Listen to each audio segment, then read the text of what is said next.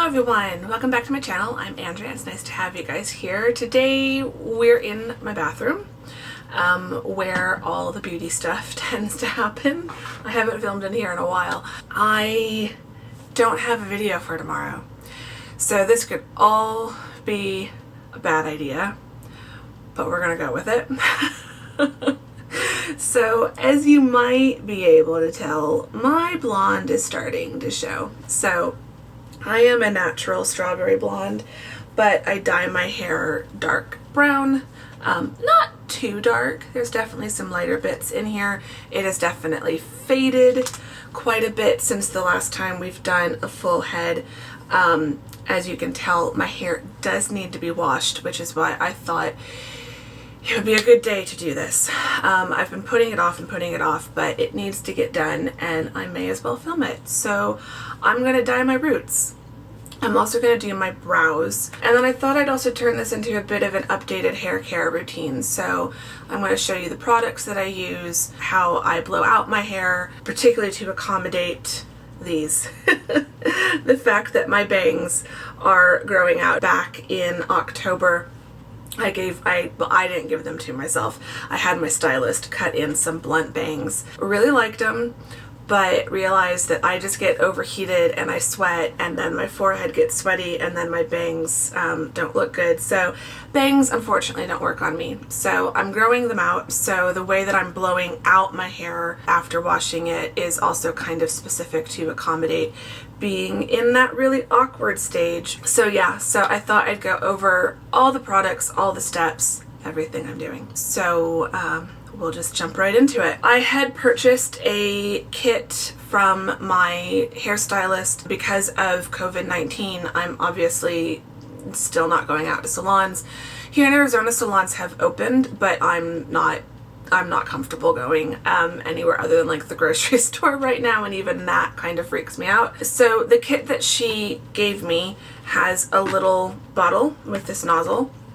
Came with a couple gloves, which I used the first time I did this. It came with this bottle of 20 volume developer and this tube of Chroma Silk creme hair color with silk and keratin protein. So this is what she uses on me. So I've used a little bit of this, but still not a lot.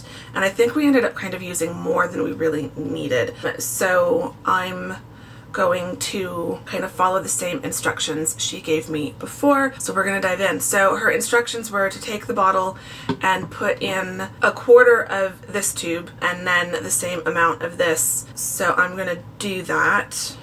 Try to put another quarter-ish in here, or at least a certain amount, and then make sure that it's equal. So I've got a little bit in the bottom there, and it's hard to eyeball and exact equal amount, but I think I got there. And then shake it up. So this is my second time doing my roots with this kit. The first time it turned out pretty well, but my mom did it for me the first time. So this is the first time doing it completely by myself. So we'll see how this goes. Don't think I can screw it up too badly, I hope. Fairly well mixed. It might not be enough, but I'd rather have to mix up some more than, I feel like we ended up with way more than we needed last time, and we were doing the whole head. I'm going to do as much of my whole head as possible, but the main thing I'm going to focus on is around the hairline, the center part, and down the side part, because that's the majority of where I go. But then I'm also going to try to get a bit onto the rest of the sides and as much of the back as I can, but I know I'm not going to perfectly get the back, but that's okay because I'm not going anywhere. And really, when you guys watch these videos, all you see is the front of my head. So that is what I'm focusing on. I'm going to put on one glove. This other hand is going to hold the bottle. Wish me luck. So I'm going to try to make it so you can see this, but I'm just going to put a bit along the top and then rub it in. And I'm working in small bits. I'm not pouring out an absolute mass amount of this because I'm also trying not to have it like all over my forehead. So I'm just focusing on making sure that I'm coating that hairline, and then I'm going back like about an inch or so. I don't have that much growth, but I do want to make sure that I'm getting as much of it as possible.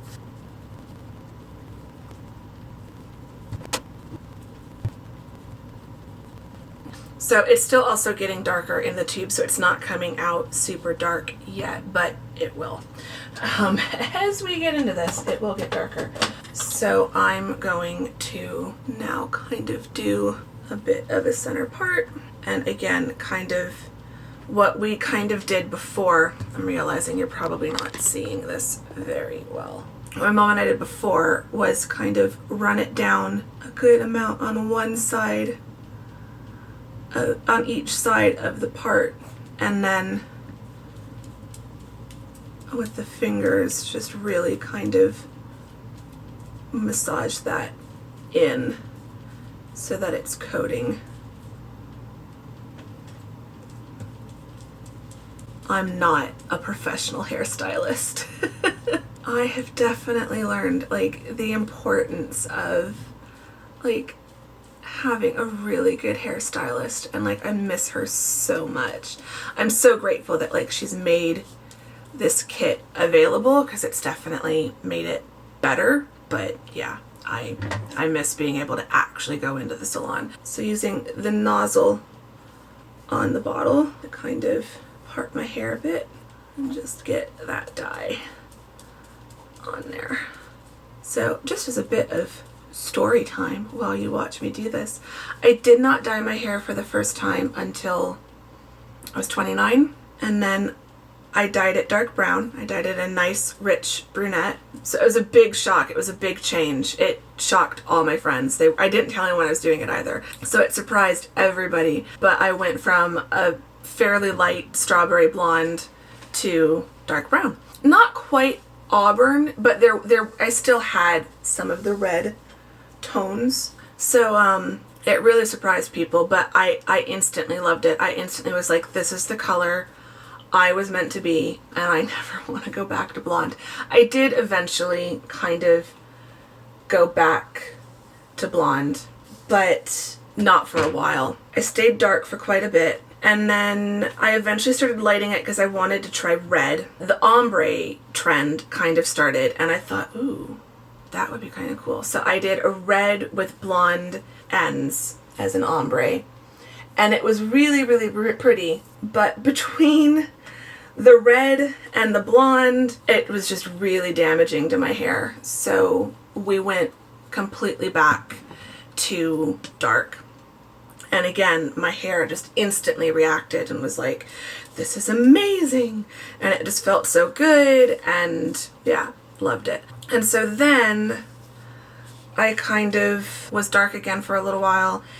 And then I knew that I was going to be doing a study abroad for the summer, and I was just really worried about like being really dark and like not having access to a hair salon, and like what would that do? And so we started lightening it again to get it back towards my natural color, so that as my roots grew in that summer, you wouldn't be able to see. And that worked pretty well. I think I just stayed fairly light because I knew at the end of that summer that I wanted to go back again the following summer. And so I didn't want to dye it dark only to then immediately start the process of lightening it again. So I stayed light for a year, and then when I came back from England that second summer, I almost immediately went back to dark. And then I stayed dark. That was August of 2015. And I stayed dark for a little while, and then switched hairstylists. Just wanted to find someone closer to where I lived. My new stylist is a color genius. She's just so good at balayage, and in particular, and I'd never done like balayage, and I really wanted to try it. So we did, and that started lightening my hair. And then I got the idea that I wanted to have pink hair, and so it definitely needed to be lighter for the pink to show up. So I did the pink, and that was great. That was fun. But just kind of realized I don't really like myself with lighter hair. Like, lighter hair is fine, but I really am just happier with darker hair. The pink reminded me too much of the red. It's so high maintenance and was just really difficult to like keep up with.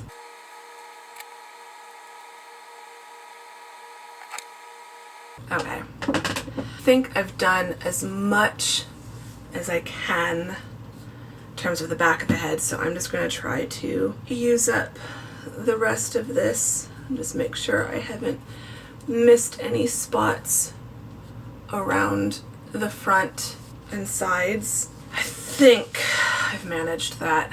Okay, now for brows. Brows are a slightly different process. So there's a little bit left in here.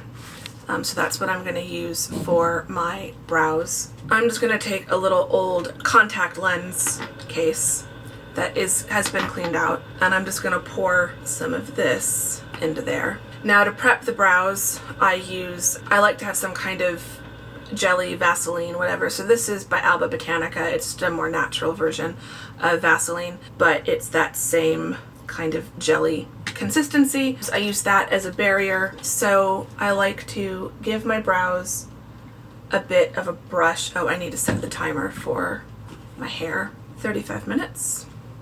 So it took me a few minutes to put it on. So for the brows, I like to brush my brows so they're going, in the right direction, doing what I want. And then I take the jelly and I put this around the edges of the brows just to create a barrier on the skin, because I don't want it to stain the skin around my brows. And this is definitely a bit fiddly. It does take time to get it on there right and not get it all over your eyebrows. So I've dyed my brows a few times before. I've done it once before using this particular type of dye, and I'm looking so attractive right now, aren't I? I've done it once before using this particular dye on my brows, and then I've also done it a number of times with the Eyelure brow kit. I use an angled eyeliner brush, clean, to apply the dye, and then I use the spoolie brush to help spread it out. So put some on the tip of my brush and just start brushing it on. I try not to press it too far down because I'm not trying to dye the skin underneath the brows. I'm trying to focus primarily on just the brow hairs. So just brushing this on lightly. So I just go until I'm pretty sure that I can see that it's pretty well coated. I'm gonna kind of scrape what's left on this brush onto the little spoolie and then just go through and lightly brush through. Now I'm not going for a super dark look because they weren't that pale to begin with. My brows definitely can be super pale. They were getting there, but they weren't all the way grown out like normal. So I don't want to mess anything up. So now on my Apple Watch, I'm going to set a timer for 5 minutes. When I've done this in the past, I've done it for 10 minutes and they came out a little bit darker, just a tad bit darker than I wanted. So I'd rather do it for 5 minutes and have them not be as dark as I want and then just have to dye them again if necessary, or just use a little bit of makeup, than have them be as dark as they were before. So hair is doing its thing. So I'm going to just let all of this do its thing. I will come back in 4 minutes now to show you the brows and finish those out, and then we'll go from there. Okay, so now it's been 5 minutes. A little bit more. So it's time to take off the brows, and I can tell the brows are getting dark. I'm going to take a wet paper towel and I'm just going to wipe this off, and then with the end that's kind of drier, keep wiping.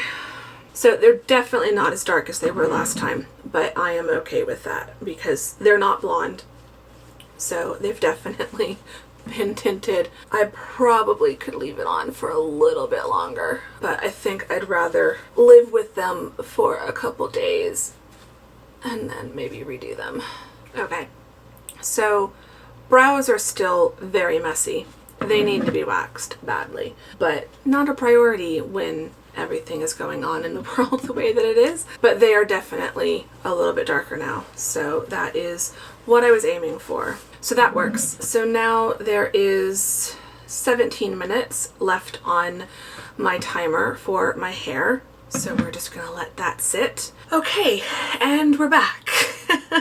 It's been probably a couple hours now. I let it continue sitting. I washed my hair, shampooed it, conditioned it, and then wrapped it up in this towel. Anytime I wash my hair, I leave it kind of up in a towel for at least an hour before I start applying products and brushing it out. I didn't want to speed up that process just for the sake of the video. Overall, I guess not dry yet, but I think I did okay.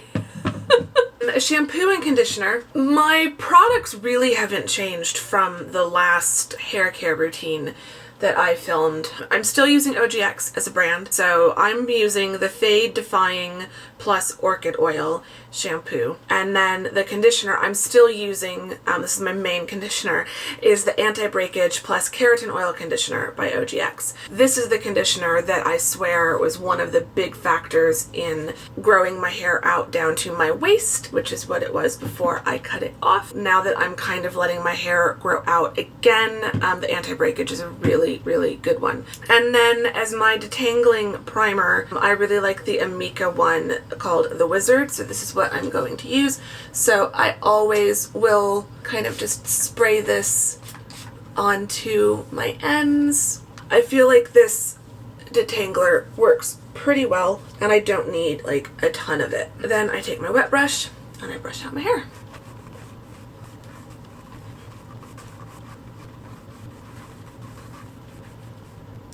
Now I'm going to start blow drying it. So we'll blow dry my bangs to be kind of completely straight down. That's usually what I start off doing, is just getting them straight down, then flip the head, do a big rough dry, and then section my hair off, kind of a lower section, a medium section, and a top section, and just start going over with a final dry with a round brush.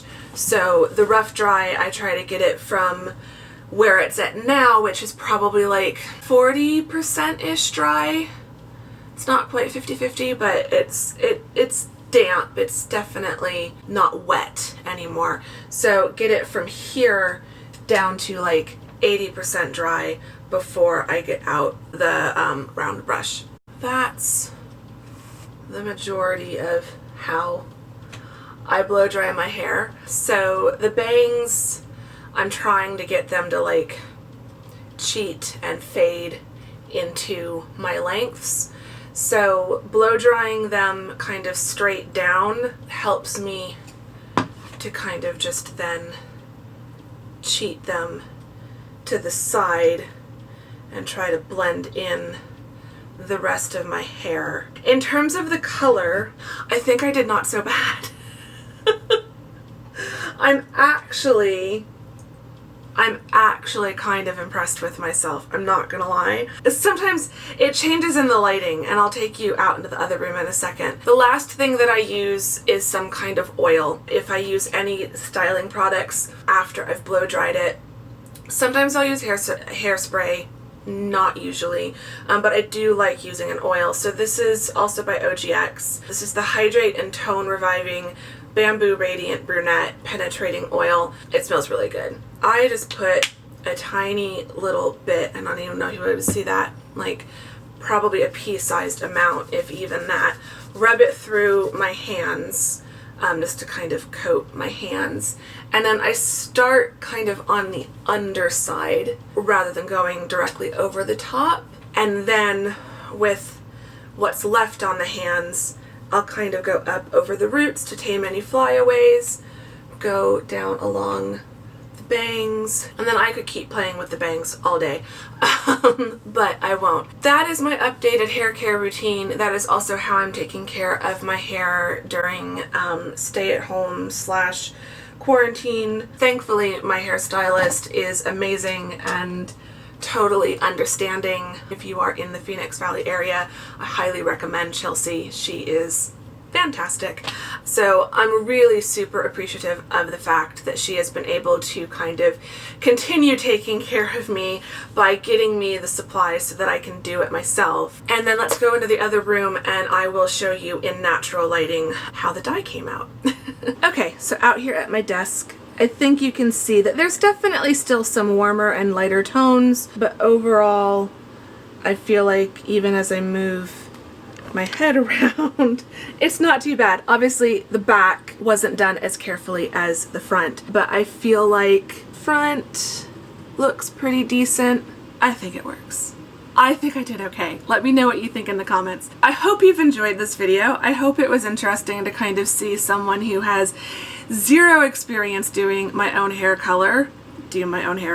As I was kind of saying earlier, I've been on a bit of a journey with my hair color, but I've always let the professionals handle it. I've never done box dye on myself at home. I've never done my own root touch-ups until this whole quarantine situation happened. I would never make a habit of this. And Chelsea, if you are watching this, I cannot wait until I can come back and have you do my hair for me, because this isn't fun. I don't enjoy doing it on my own. Filming it for you made it a little bit more fun.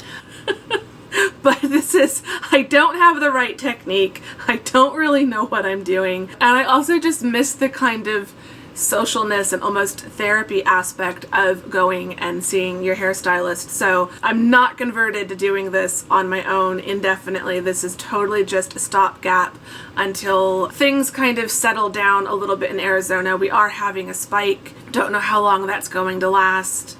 I'm still just waiting for certain things before I will feel comfortable going in to the salon, but I do have appointments scheduled. I'm just hoping I won't have to cancel them. Also grateful for a stylist who will keep me on the books, even though I keep canceling because of the pandemic. So yeah, I hope you've enjoyed this video. Massive shout out to my hairstylist, Chelsea, for taking care of me even when I can't come into the salon. Give the video a thumbs up if you liked it. Subscribe if you are not subscribed. Say hi in the comments. Let me know how you are taking care of your hair during stay at home and lockdown and all of the restrictions we're dealing with. I will see you all soon in the next video. Thank you very much for watching this one. Bye-bye.